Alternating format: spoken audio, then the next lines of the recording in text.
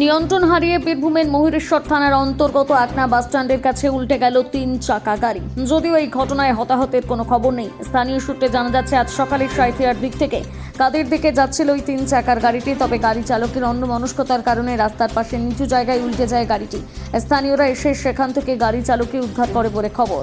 এক কথায় বলা যেতে পারে বড়সড় দুর্ঘটনা থেকে রেহাই পাওয়া গেল এই পথ দুর্ঘটনায়।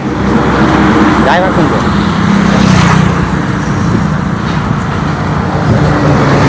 সাঁইথিয়ার দাস অটোমোবাইলে ধামাকা অফার। নতুন গাড়ি কিনলে থাকছে ফ্রি স্মার্ট ওয়াচ।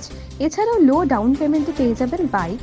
মাত্র 10,000 টাকা আনলেই এখানে পেয়ে যাবেন যে কোনো বাজাজের বাইক, 100 সিসি থেকে 400 সিসি পর্যন্ত যে কোনো বাইকের সুবিধা।